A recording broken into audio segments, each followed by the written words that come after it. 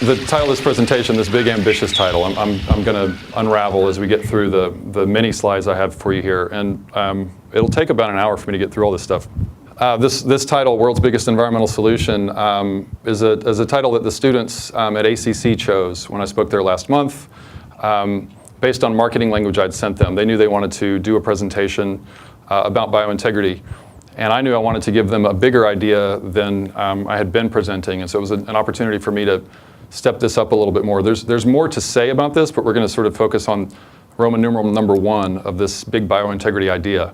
If we have a chance in Q&A, I'll explain more about the bigger picture. But there's plenty here for everyone. So World's Biggest Environmental Solution, there's 2 reasons for that title. The first reason is that we're talking about a global solution. So in other words, a solution for the entire planet. Not a local solution, not a regional solution, but something that by supporting this solution impacts every living thing on the planet in a positive way.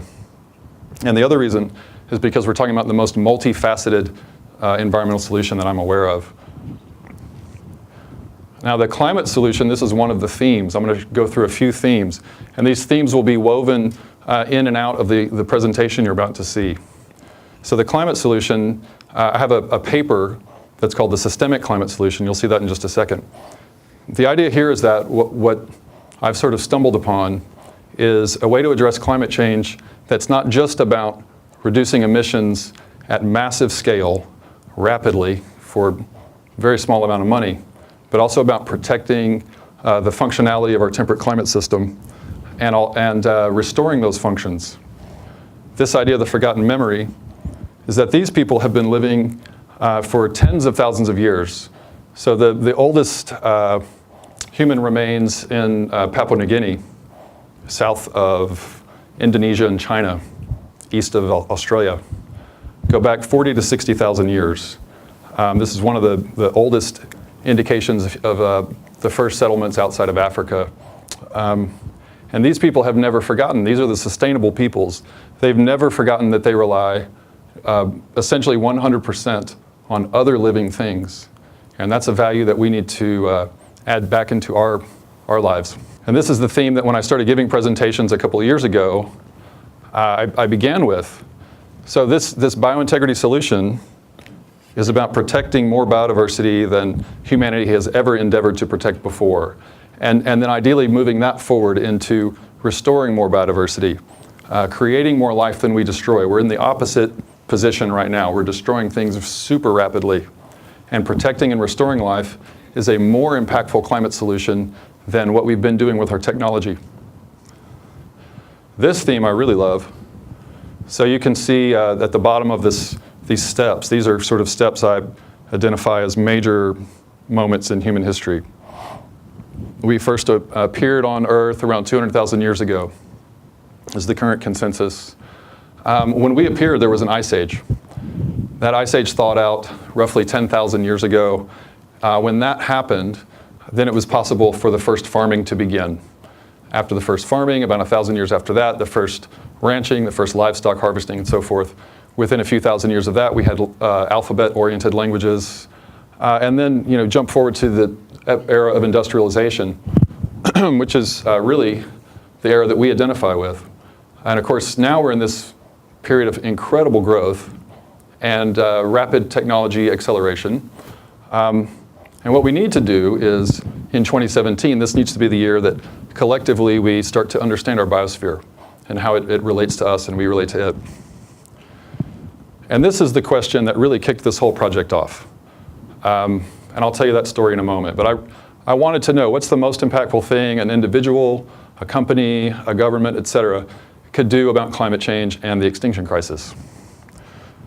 So the result of that question is this project called BioIntegrity. BioIntegrity began with the idea that I wanted to find global solutions to these problems. And I realized just by doing apples to apples comparisons between conservation and technology and so on and so forth, I realized that protecting and restoring life is protecting and restoring the integrity of our biosphere is a far more beneficial, far more efficient, far more systemically restorative solution to our current environmental crises at global scale. So I told the kids last month at ACC that a better title for this presentation is A Lot of New Ideas. And obviously that wouldn't have been a very attractive marketing title, so we didn't go with that. But the idea is that you're going to see quite a few new sort of paradigms. They're new to me, and I think they're probably new to you. The presentation is organized into 3 chapters. So you can see here that the first chapter will be about life support services. Then we'll talk about the status of our climate and how biodiversity and climate are interrelated. And then we'll talk about action. Okay, so my story here is that I'd never really cared much about biodiversity. I was not a conservationist in any way, shape, or form. It's actually not a word I like, conservation, when you're talking about the environment. I prefer protection. And I had just asked this question primarily because I wanted to know what's the biggest solution. What's the thing, again, that someone can do that has global positive impact? I'd spent about 10 years by 2014 working on environmental issues 365 days a year with some of the people in this room. And at the end of those 10 years, I thought, what is the number one solution here? This climate change problem is just raging out of control. What's the most impactful thing that a person or a company, whether you have $1 or $1 billion, you can do for the entire planet, particularly on the 2 most pressing issues, climate change and the extinction crisis? Now, in a minute, I'll break that down a little bit more. There's more to that story in terms of these pressing issues.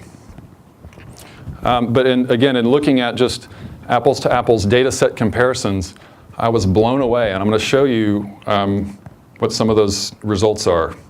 And then here's the paper. So I don't put citations into the slides because it makes them less pretty.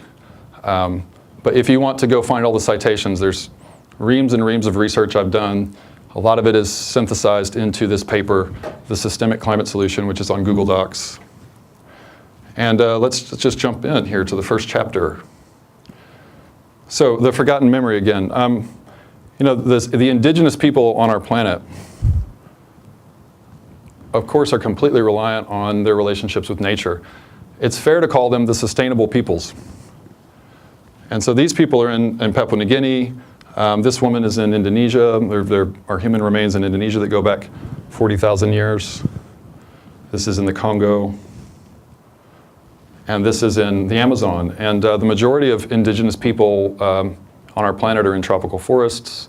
And the most concentrated threatened indigenous communities are in tropical forests. But these people know that we need other living things to survive. At the moment, we have this sort of focus on technology, which is, has plenty of benefits, plenty of good rationale. This is obviously an awesome place. And this slideshow wouldn't exist, et cetera, et cetera. But we're moving away from this fundamental aspect of how the planet works and also the most fundamental solution to our biggest problems. In a modern sense, biodiversity equals life support in really tangible ways. So 100% of our oxygen comes from plankton and forests and vegetation. Obviously, all of our food comes from other living things. Most of our fresh water is filtered through living systems, forests in particular. And then these big functions that vegetation provides, absorbing solar heat, circulating moisture around the planet, those 2 functions have everything to do with the rate of global warming. And then regulating temperature of the planet as well. We also have the benefits of storing greenhouse gases, which I got to speak last night for part of Climate Justice Week. And the theme last night was putting carbon back where it belongs. So I just focused on carbon sequestration, carbon storage, and I'll explain those things in a moment. And those guys, I was really nervous, more nervous than I am right now. Those guys were just enthralled. And I was afraid that it wouldn't go so well because they're so focused on technology and governmental policy. But they had never seen some of the things that you'll see here. And we ended up talking for an hour and a half after the presentation. Here's one thing that most people don't know. More than half of our drinking water here in the US moves through a forest before it ever gets to your faucet. And we have all these, sort of public conversations about whether or not we can afford to reduce emissions, whether or not it's a good idea, so on and so forth.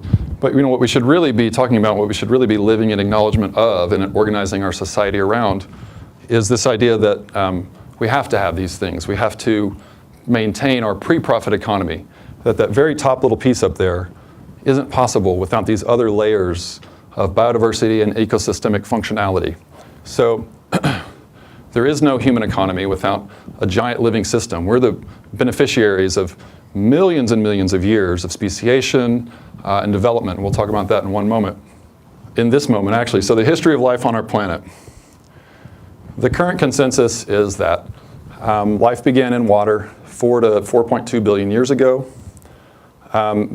The way this slide works, it's like the rings of a tree. So this is the oldest part of the slide, the center, and it fans out.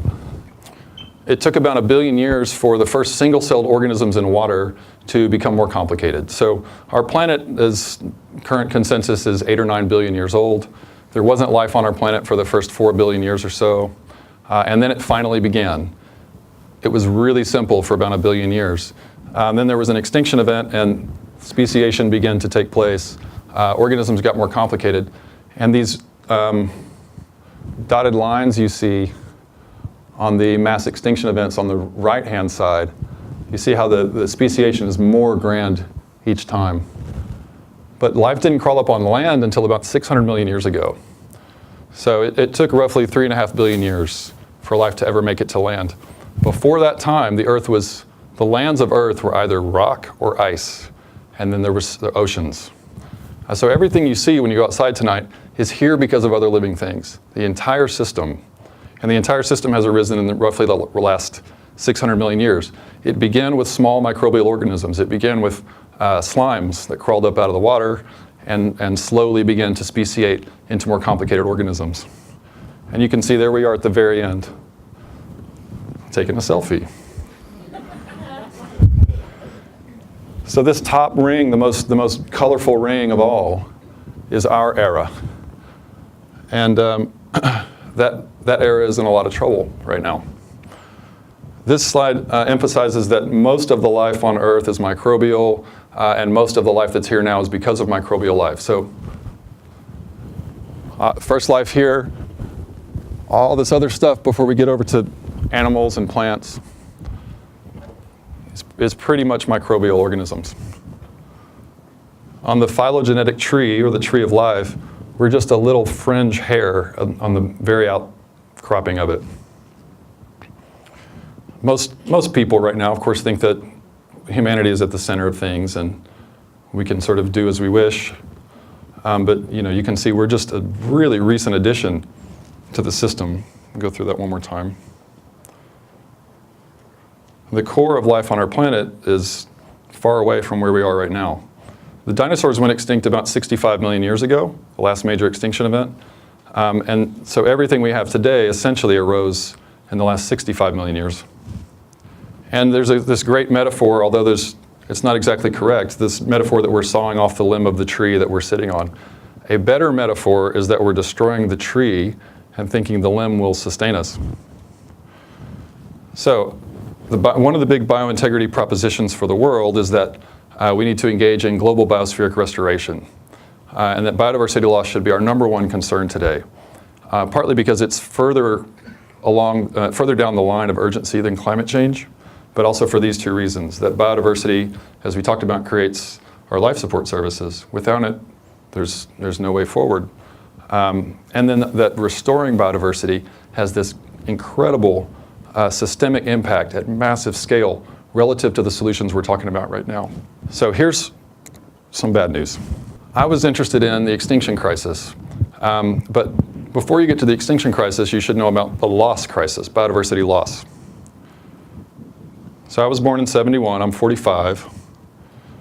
There's a study that World Wildlife Fund does every 2 years. They've been measuring about 6,000 wildlife populations as indicators of the changes in biodiversity on our planet. In the 40 years between 1970 and 2010, their study that every 2 years showed that we had destroyed 52% of all wildlife on Earth. Now they do that study every 2 years, so when they came back and looked at the period, the 42-year period, it jumped from 52 to 58%. You can pretty much assume that we're well over 60% biodiversity loss now by 2016. 2017, sorry, I don't know why I said that. this is one example of biodiversity. It's a big concept, but we're talking about every living thing, from, again, the most micro living things to the most macro living things, all the way up to redwoods and blue whales and complicated human beings, down to single-celled organisms. But this is a mountain gorilla, and my mother, who's here, the first time I showed her this slide, she was really confused because she thought this animal had no face. It's the back of a mountain gorilla. But I love this image because it's so familiar.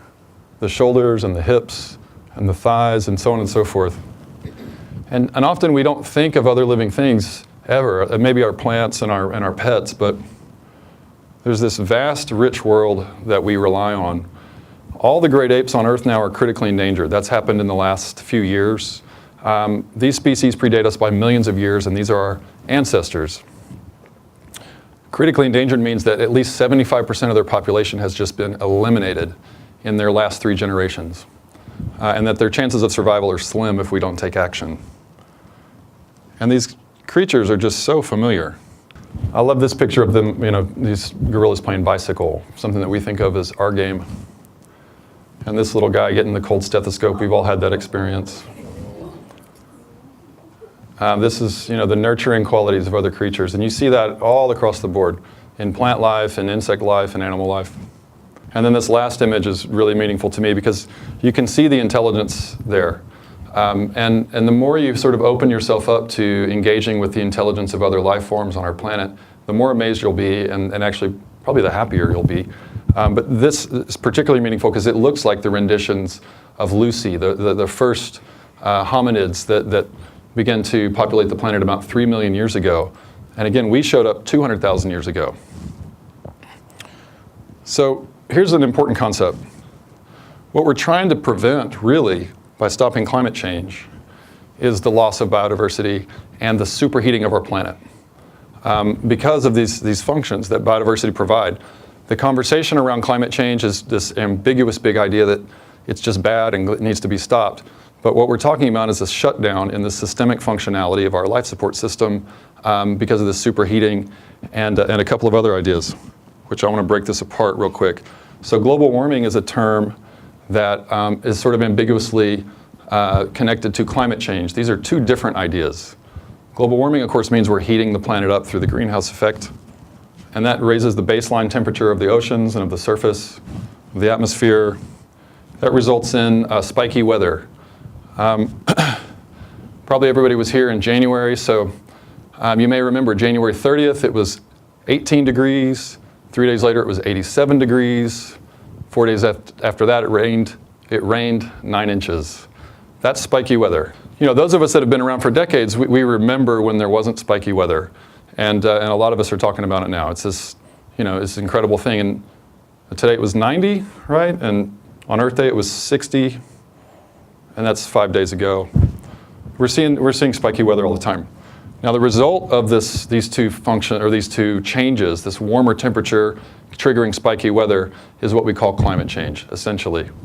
It makes for no seasonal stability. It means that the winter is interrupted by hot days, like in January, and that makes it really hard for other living things to survive. It's a terrible thing to consider, but it's worth having in your heart all the time, is that when we have these spiky days, any young creature, any old creature that's outdoors, whether it's a baby bird, a plant, that's an enormous amount of stress for that organism, and it can take that organism out quickly, and there are other aspects we won't go into. But those are the primary ideas about what global warming and climate change are, resulting in the rapid reduction in biodiversity on our planet. So it's sort of a double whammy. When we lose biodiversity, what we lose is this idea of the ability of ecosystems to create new life. And ecosystems is also an interesting word. It's one that's not really carefully articulated. But ecosystems are dependent entirely on biodiversity to become ecosystems. They're living systems. Without biodiversity, they don't continuously create new life. They don't continuously create life support services, such as food, such as water filtration. This is the most important slide in the whole presentation. So we're already way over the red line. We've reduced, as you saw, so much biodiversity on our planet in the last 50 years that now nearly 3/4 of humanity lives in places where biodiversity loss has been so substantial that that those communities could lose life support services today of various types. And you'll see some examples of that in a moment. Okay, most people want to know what's causing it. Well, guess what? We've had a phenomenal expansion. But imagine if any other creature had doubled 2 or 3 times, like cockroaches, for instance, in the last 215 years. It would totally change the game. And so it took us about 200,000 years to reach the first billion human beings on Earth in 1804, when Thomas Jefferson was being reelected. And then, as you can see, just 123 years to double that. Less than 50 years to get to 4 billion. If you go back 50 years from today, 1967, there were roughly 3.5 billion people on Earth. We just crossed 7.5 billion people a couple of days ago. And so we're moving a lot faster in population growth than the UN predicted. As recently as 2012, they were saying we'd have, by 2050, we'd have 9 or 10 billion people. That's still kind of a popular idea, but we're adding over 100 million more people to the planet every year. So we should hit 9 billion easily by 2030. And all this expansion, of course, just means that we're literally taking up more lands, more oceans. We're just spreading out. There's more people, there's more structures, there's more roads, and we're consuming more resources. We're taking the resources of other creatures. So this is a couple of quick showings of this idea, this main idea. This is a better version of it from the International Union for the Conservation of Nature.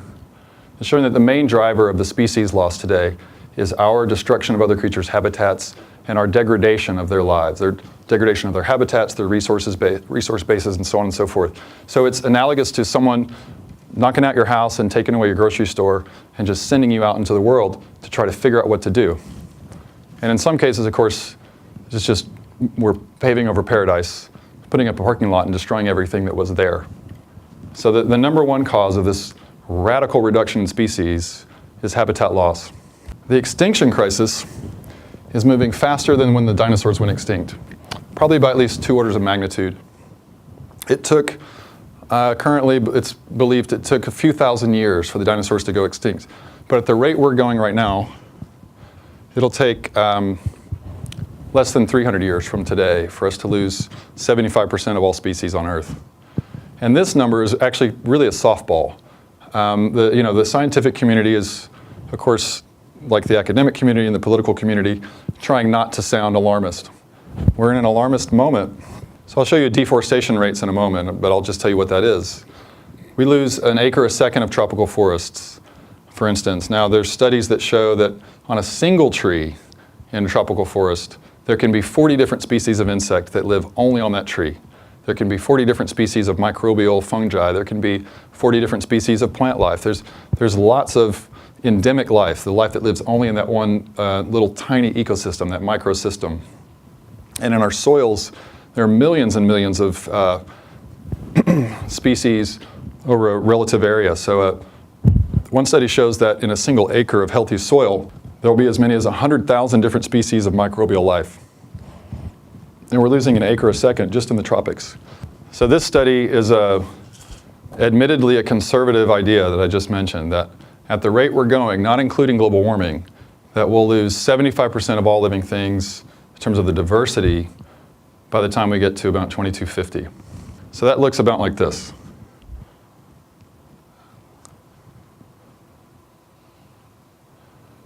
And the interesting thing, and the big idea, one of the first big ideas here, is that we need wilderness. It's a value that we don't have. Technology is going to help us with so many wonderful things, but it doesn't protect other living things. It doesn't create a systemic life for other things. One reduction of this whole presentation is just to say we need to put wilderness back as fast as we can, particularly in strategic areas. We can talk about that more in Q&A, but the big proposition in this presentation is that we should protect, restore, and reconnect biodiversity and biodiverse ecosystems as fast as possible. And I'm going to show you Earth's most biodiverse ecosystems in a moment. This one solution is incredible in the positivity of it. We'll jump ahead to the next chapter here. So biodiversity and climate. We were warned in 2007, if we didn't start reducing global emissions by 2012, that we would not be able to stop climate change. Now the good news, relatively speaking, is that we have flatlined emissions in 2014, 2015, and 2016. We've also increased global GDP. So clean tech is absolutely proven. It's way, it's on the downside of the whole sort of experiment. Can we have an economy that runs on clean tech? It's universally understood that this stuff works. It's a better product. It's inexpensive. It's a great investment. The conversation used to be, should you do it? Should you do it? 7 years ago, I was at City Hall advocating constantly for Austin Energy to become a greener utility. Now, by 2015, it was get in as fast as you can. These are some of the best investments in the world. But the planet is scale jumping in heat right now. So this is the worst part of last year. And the presentation I saw last night said that March of this year is about as hot as March of last year. Some of the worst effects of the warming, well, I would say the worst effects of the warming are in our coral reefs. These systems were really healthy for most of the history of civilization. And in the last 20 years or so, we've had a bleach event every 2 years somewhere on Earth, and we've had a global bleaching event about every 5 or 6 years. But this bleaching event that began 4 years ago is the most extreme, and it's also the longest lasting. If you read around about this, there's studies from very non-alarmist conservative scientists saying, they cried in their diving masks for an hour while they were looking at the Great Barrier Reef. That we've reduced these systems so rapidly. And the main reasons for that are the warming of the oceans and the acidification that's taken place from the ocean sequestration of greenhouse gases. That's a really hard problem to solve. What I'm going to show you is perhaps the fastest way to reduce pressure on the oceans. We've also got this issue going on. Now, this is a really scary one.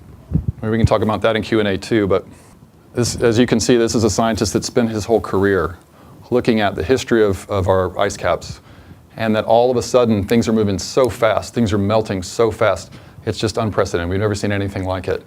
There's no question we're in an absolute crisis today in terms of climate change, in addition to the biodiversity problem. And that's why I was asking these questions. What's the number one thing I can do? As to climate change here in the United States, there's plenty of experiences that we've all had. I've got really close friends here from Wimberley, Mark and Heather. They were there when the floods hit in 2015. We lost people, we lost every cypress tree from a tidal wave of water, about a 40-foot tall wall of water. That had to do with an unexpected accident in the way that the system had been designed for drainage and this incredible amount of rain that came through.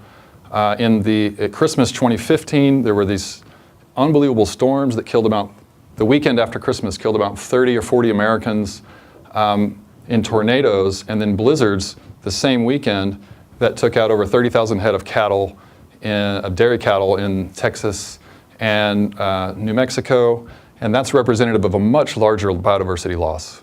Those are just the ones we're counting because they have economic value. It shut down the top 5 dairies in Texas. And on and on and on. We can look at flooding that we've all probably experienced. My friend Julie here has nearly been swept away a couple times in Buda in the last year. So I think we're probably all familiar with the fact that we're seeing extreme weather already. And in places where they don't have the infrastructure that we have, in particular in Africa, there's already incredible loss of life and a lot of people who are on the edge. But again, the warming is not the only thing that causes the climate to change. So if you look at this picture, now imagine that place, instead of being dry and devoid of life, being green, robust, being able to take on moisture, being able to maintain its microclimate, being able to feed all those cattle through an extreme weather cycle. And that can be achieved pretty easily with biodiversity restoration through ecological intensification. John Dromgoole is over here in the back corner, which I should really point out mainly because he's one of my heroes. I won't talk about John too much, but John knows an awful lot about soil life and about stimulating super biodiverse soil. That's the first key. Soil and soakage are the 2 keys to rapid restoration, and that rapid restoration can create sort of an insulated ecosystem that can, the more biodiverse, the more robust a system is. And this is a really easy thing to achieve. We can use the compost here from tonight. We can use the gray water here from tonight to make this whole place much greener, and it can be done anywhere in the world, just through terracing and making our soils more biodiverse. So in the academic and scientific world, when we go in and change things, pave over paradise, that's called land use change. When we left that last ice age around 10,000 years ago, 30% of global lands were covered by glaciers that are no longer covered by glaciers. But in the last 150 years or so, primarily since World War II or even in the last 50 years, we've changed 43% of global lands. This is called a state shift. So again, we've exceeded the scale of the previous transition, global transition. We can put a lot of that stuff back, not in decades, in years, just by getting smart about how our biodiversity works, our biosphere. Meanwhile, we're doing okay in some things. So clean tech has been this enormously wonderful success story so far. It needs to accelerate. I'm going to show you some comparisons in a minute for reference sake, not in any way to suggest that we slow down. We need to accelerate our adoption of clean technologies, but it's going pretty good. When I was at City Hall day after day in 2009, 10, and 11 doing various types of advocacy, we were pushing for getting out of coal and investing more robustly in solar and wind. At that time, the conversation was whether or not that was a feasible thing to do economically. And we were pointing out at the cost line trends, that it was clear that Austin Energy needed to pivot so that it could take advantage of these investments as soon as they came online. And one great thing about Austin is it has established this idea that it wants to be a climate leader. Well, it turns out the global clean energy movement has been enormously successful. It's grown by 10x in wind and solar in about 10 years. As I mentioned, the emissions on our planet have flatlined, and even 2013 to 2014 wasn't an extreme increase in global emissions. And meanwhile, the global economy is growing. The Paris Climate Accord back in 2015, the end of 2015, is a really, really positive step forward, and it establishes several big ideas, but the ones that I think are the most important are the ideas that we need to protect poor people, and that it's our responsibility to look after those that are the most affected by our emissions. That 200 nations came together essentially to say we do have the power to destroy ourselves. We need to stop that. We need to reverse course on that.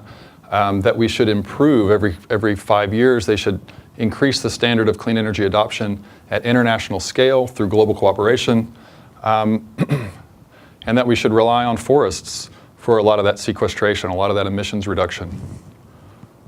It's a really positive thing. And then lastly, we could talk about electric cars, but it's a short presentation. So this guy's clearly a genius and doing great things. The battery technology that Tesla released about 1.5 years ago, I believe, is only maybe 2 years ago at the most. Does anybody know? About 2 years. So this incredible breakthrough in terms of the price, and just at the beginning of March or April, there's actually a professor at UT who's a battery scientist, and he's now again raised the bar, or lowered the bar, you could say, on costs and implementation scale for this type of battery storage. So the thing about sun and wind, as most people know, is that there's no sun at night, so how do you keep hospitals open? How do you keep food cold? So on and so forth. And wind is intermittent as well. We need battery storage that's extremely effective, extremely reliable over long periods of time, and affordable. And this is that first breakthrough product, the Tesla battery. They did one thing that I think is extremely commendable. They put their intellectual property for this battery innovation into public domain.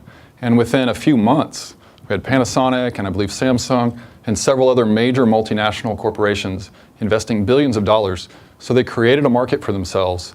And now we have an international movement to adopt these battery systems that thus empower the ability of us to use solar and wind and other renewable technologies that are intermittent in their generation of electricity all over the world. And this is the a small model of the utility scale product.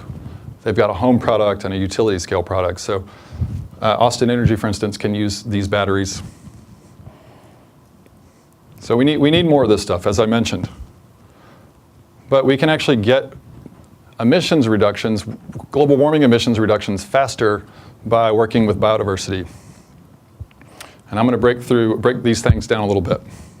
The other two big principles of heat absorption and water vapor circulation have the potential to slow the rate of global warming, which, as you saw, is scale jumping at the moment. We're getting closer and closer to this 1.5 degrees Celsius warming faster than any of the science really predicted. If that continues, if we hit 1.5 Celsius, based on the global average between about 1880 and 1910, if that continues, the 1.5 degrees Celsius is called genocidal warming. So if you think back of that slide a moment ago of the devastation in Africa, that's what that's a reference to, that the undeveloped economies in the world, particularly in Africa and then also the oceanic nations that will experience rapid sea level rise, will lose hundreds of millions of people starting around the time we hit 1.5 degrees Celsius.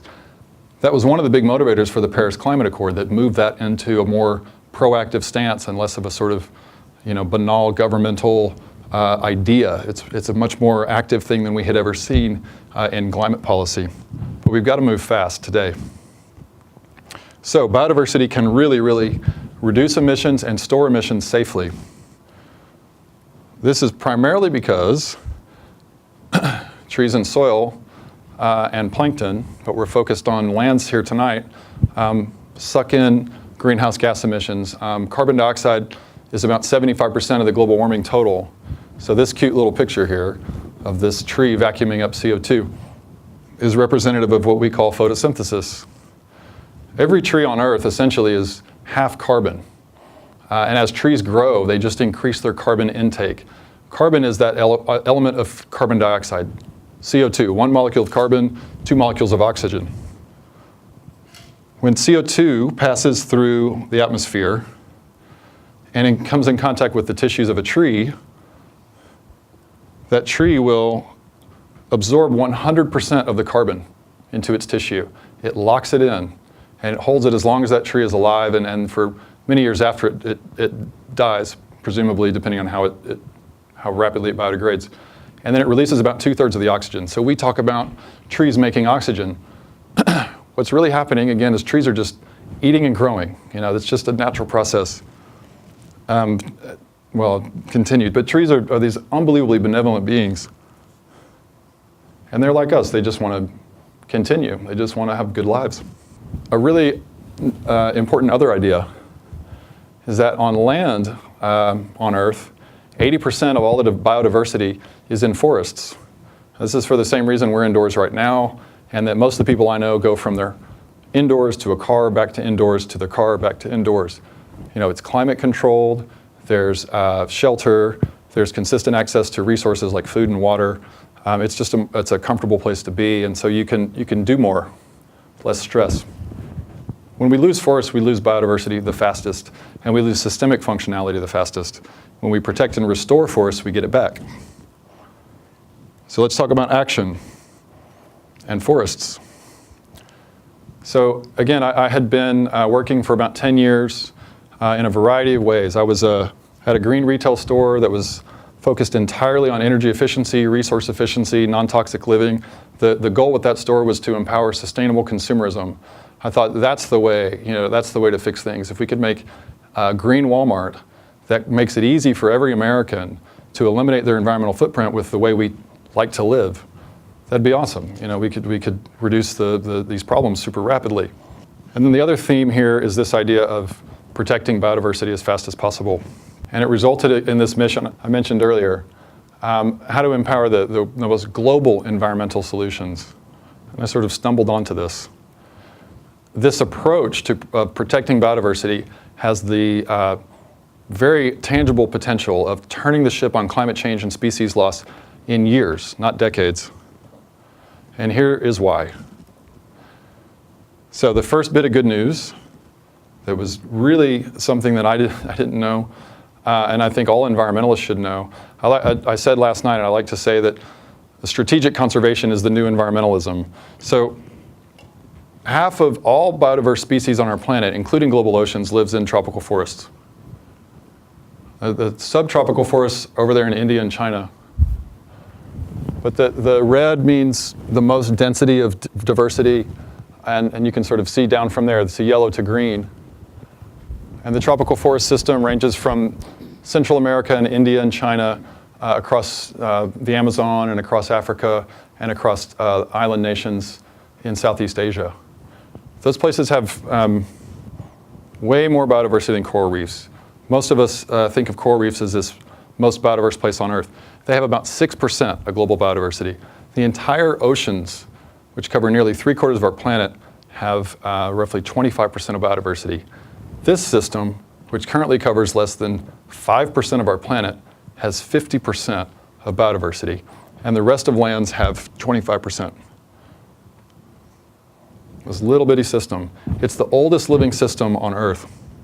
And after the dinosaurs went extinct, life respeciated through the tropical forest. They've actually made it through the last major hot age and the last major ice age. They're the most resilient systems on our planet. And you can see across the board here, I'm going to get another drink of water, but let you look at this for a second. Fungi are essentially microbial organisms. Ants are sort of a proxy for insect life, plant life. The freshwater fish piece is really fascinating.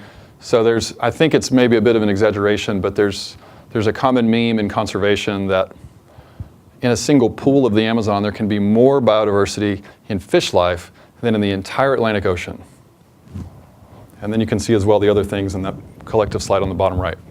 All of that biodiversity, all those relationships, all those different types of species working together combine to create our most concentrated life support systems on the planet. 20 to 30%, so roughly 25% of all oxygen comes from the same system where all this biodiversity is. 20 to 30% of all fresh water is filtered through that same system. About 2,000 foods, maybe 3,000 foods grow there, but the global food system that we have today, the industrial food system, is anchored in tropical forests. Then because of the climate system functions as well, so there's the greenhouse gas reduction, we're going to talk about in a second, the carbon sinks, the heat sinks, the moisture circulation, all those facets, all those functions have everything to do with the weather that we have here and around the planet. To give you a sense of how powerful old-growth tropical forests are, so a rooftop solar system in its 25-year lifetime reduces 25 to 50 tons of greenhouse gas emissions by generating clean electricity. But a tropical forest, a single acre of tropical forest, will reduce 1 to 4 tons as a fair conservative average. So it's 1 to 4 times as powerful as a solar system. And it's a net positive system for hundreds of years. This little place. We'll go through real quick. These are various mappings of what's called stored carbon. So a carbon sink is not the idea of a sink in a bathroom. It's the idea of something that goes into a place and stays there for a long time. So the carbon goes into the forest's tree biomass, like we talked about, and also the soils, and stays there. And when you look at, these are comparative mappings of soil and tree biomass carbon storage. When you look at the entire planet, tropical forests are just far and away the most carbon-dense land-based ecosystems. There's one more study. Comparatively speaking, the three major forests, the three forest systems we have, the boreal forests are the northern forests of Canada and Russia, temperate forests are where we are, and tropical forests around the equator have about 55% of global carbon, so it's more than twice as much as the boreal forests. And of course, they sequester carbon faster. They suck it in, like we were talking about with that vacuum and that little cute cartoon. So if we stop the incineration of tropical forests, which is one of the main ways that we're losing them right now, I mentioned that rapid rate of deforestation. We reduce global greenhouse gas emissions by 24 to 30%. So for purposes of simplicity, I just say 25%. But 24 to 30% within a year to a few years, just by stopping the destruction of our most biodiverse ecosystems, also our most concentrated life support systems. And then this is showing some of what deforestation looks like. In my lifetime, essentially, we've lost half of this system in its total size. I think a fair analogy in terms of all the different things that tropical forests do and that living systems do is to compare it to the vital organs of the body. So imagine your vital organs being half the size they are. The reason it says at least 50% is because we've also degraded, degraded and fragmented with roads and so forth, these systems. So not only are they smaller, but they're not as connected as they were. We can get a lot of that back, again, really quickly, in years, 3 years in some cases. And this unfathomably fast rate of deforestation, an acre a second of loss, and there are studies that show an additional acre a second of degradation has been going on for at least 30 years, probably 50. There's no data that goes back that far. These are just showing different types of radical tropical deforestation, from agricultural development to timber to mining and so forth. When you look at the entire planet, the scale of loss is just kind of unbelievable. These are forests that are at least 10,000 years old, but they're connected to a lineage of millions of years, 65 to 100 million years. That's an area twice the size of Texas. And you can see it took about 20 years to go from being 85% forested or so to beard stubble. And that's happened all over the planet. So the Congo, right in the center up top, if you look down, is now about 50% the size it was. Madagascar, we've lost about 90 or 95% of those forests. Southeast Asia, India, and China, that loss has been over more like 150 years, but that's completely stubbled by now. Indonesia, the Southeast Asian islands, is rapidly disappearing. Central America is fragmented and stubbled. Here by Rio and Sao Paulo, we've lost about 93% of the forest just in the last 50 years. And the Amazon's been reduced somewhere in the range of 20 to 25%. And one of the primary ways that forests are cleared is just through fire. It's fast, it's inexpensive. Clearing these forests that way doesn't just destroy other life forms super fast and maim and so forth. But it's actually arguably our biggest emission problem. But if you discount the sequestration that these forests provide, because they offset their own emissions, most years it's a bigger emissions problem than global transportation emissions. So we can all relate to the idea and the guilt of driving a gasoline car and flying and so on and so forth.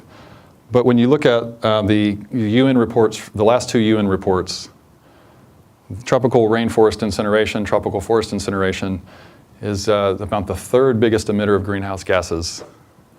And that number moves around depending on the year. But in 2012, the entire EU created about 10% of global greenhouse gases. Burning up our most biodiverse ecosystems created more like 12%. So all of the tailpipes, all the smokestacks, all the landfills, all the manufacturing emissions, all of that stuff in that entire 50-member nation organization was less of an emissions problem, just in the one column of emissions, than burning up these places that have everything to do with our climate system. And if we stop this problem, again, of burning up the forests, we get this incredible reduction in greenhouse gases. The presentation, one of the presentations I saw last night was the most damning thing I've ever seen in my life about how far behind we are on emissions reduction. Arguably the only way we can get there at the speed we need to in terms of global emissions reduction is by protecting these places. And that's why I'm speaking. When I started out, I was just talking about tropical forests. I have a bigger message now, but tonight we're focused just on this most impactful solution. If we restore the tropical forest system, essentially double it in size, which would require quite a bit of innovative city planning and recordorization and all kinds of community-based activities and some time, it would reduce global emissions by 50%, roughly. And that emissions reduction would continue for decades as the forests regrew. So real quick, a couple of the systemic functions that come from tropical forests. So everybody knows that the equator is the hottest part of the planet. The sun hits here all day long, every day. There's really not a big seasonal shift. And when you look at heat, the way heat is reflected on our planet and heat is absorbed on our planet, the only thing that's really capable of absorbing massive amounts of heat at this point are the tropical forests. This is one of the ways we can slow global warming, is by protecting and restoring these systems. There is really no other solution. The idea of reducing greenhouse gas emissions to slow global warming is not necessarily accurate. We're talking about essentially quitting smoking to cure a systemic problem, to cure cancer. We need to restore the vitality of the planet. We need to restore the circulatory system of the planet so that it can absorb more heat, so that it can slow down this rate. And this is the other big piece here. This alone should get us $100 billion for these forests. This is what I call the tropical moisture conveyor belt. So this is just a year in the life of water vapor on Earth. You can see it's totally concentrated around the equator. Tropical forests and tropical oceans, 365 days a year as the planet rotates, the sun heats the oceans and the forests, and that water vapor just moves from east to west. It's the only system for water vapor circulation that interacts with both hemispheres. And as we've reduced this system in size and in functionality, we've reduced that function, causing greater storms, causing greater droughts, dislocating seasonal cycles, and so on and so forth. I believe it's intimately tied to the extreme weather systems that we have, the long-term weather problems we're having, such as the drought here in Austin that probably lasted 2011 to 2015, something like that. I'm in California now. The drought just broke, but that drought, according to some people, was 7 years long. The way water vapor moves on our planet is it bounces between the ice caps and this moisture conveyor belt system. And so everything that happens in between is global weather. The theme last night for that presentation, for that week of climate advocacy is Climate Justice Week. So another huge aspect of tropical forests is that all of the world's uncontacted tribes live there. There's over 100 uncontacted communities. These would be Stone Age communities. As I mentioned earlier, the greatest concentration of threatened indigenous communities. These are vastly beautiful, individualistic communities that some have been around, as you saw at the beginning, 40 to 60,000 years. And the reason these forests are so effective is because they're so, I don't know if anybody here is on my email list, but I put out this email today that said so tall, so old, so layered, or something like that, which I was hoping people would think I was talking about myself. But anyway, this system it's the most layered above ground system we have. And that emergent layer idea of 125 feet. So the Statue of Liberty from base to top of torch is 150 feet. These are extremely tall. And you can see how massive these trees get. Some of them live for well more than 1,000 years. When you look at tree height just comparatively of the other forest systems, it's clear which system is the most mature. And then this idea of this incredible, vast, closed canopy. The Amazon was roughly the size of the continental United States just 50 years ago. And in terms of restoration, because of this moisture cycle system that is consistent and because of the consistency of weather, we can restore tropical forests in 3 to 5 years in some cases. We can get back to closed canopy. It won't be 125 feet tall. It might be 15 feet tall. But the system will grow back and start to provide real functionality and really nurture and sustain and regrow biodiversity as well. BioIntegrity is a one-man team in terms of the employee department. There are several very important supporters here.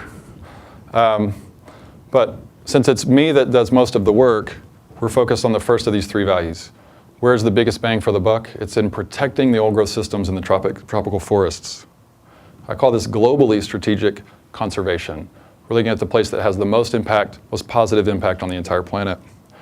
It's the fastest way to reduce the most emissions, save the most biodiversity, and do the most for our entire climate system.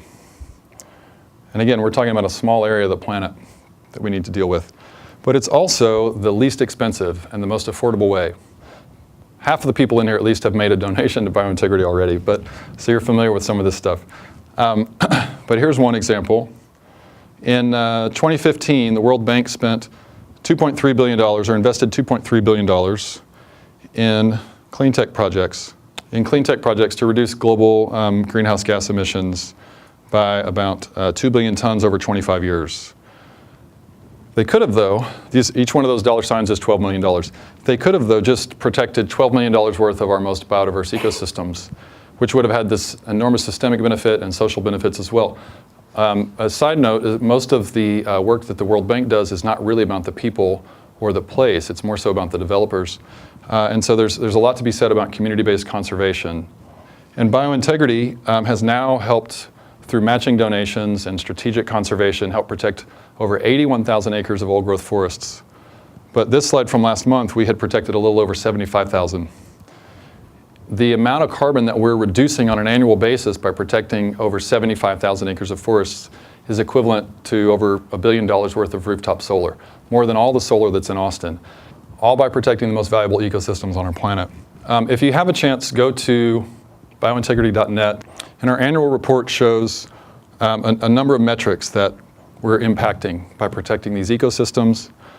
We've been able to work to support projects around the world. We haven't even raised $100,000 yet getting all this done. And it protected an area now about 2.5 times the size of San Francisco, over 15,000 species we've helped to protect.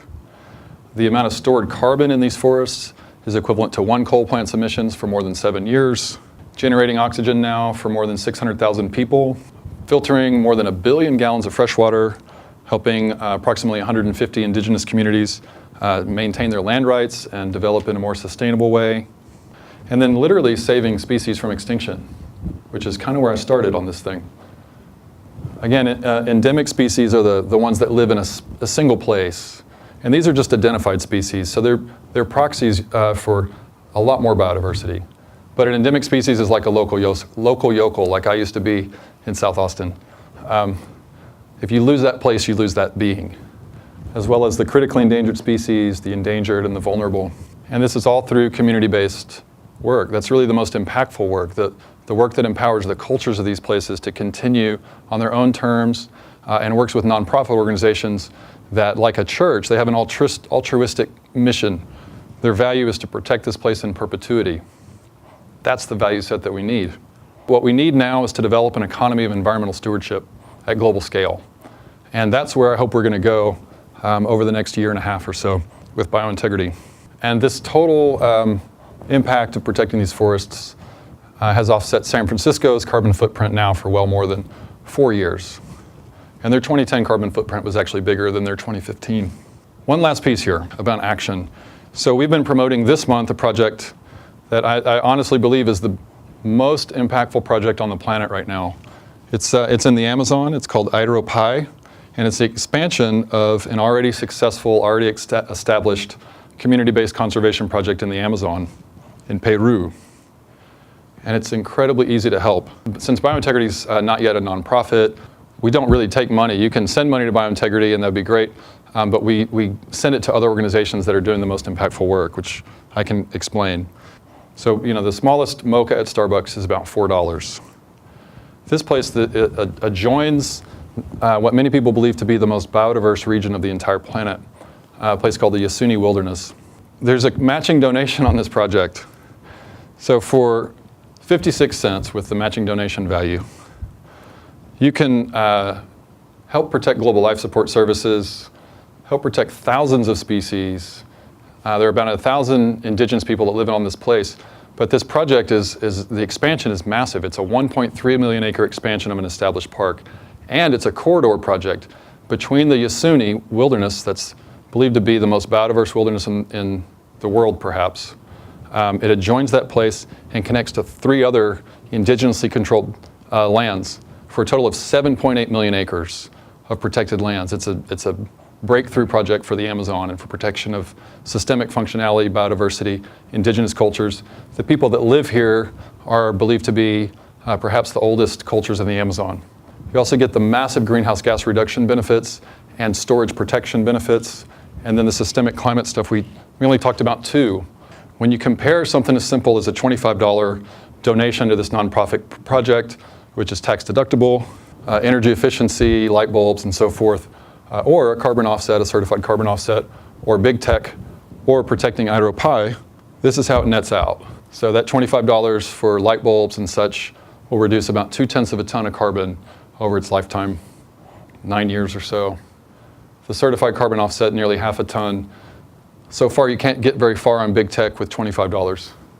But you protect over 11,000 tons of stored carbon in the Amazon for $25 right now because of that matching donation and the species benefit, the indigenous people, and the systemic benefit of the whole system.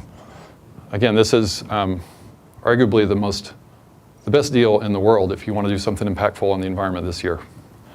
And with the matching donation, $25 protects 44.05 acres.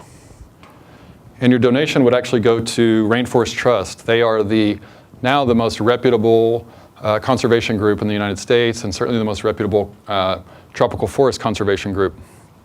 They just got a 100 on their Charity Navigator assessment. They typically score in the 97 to 98, but this year they got a 100.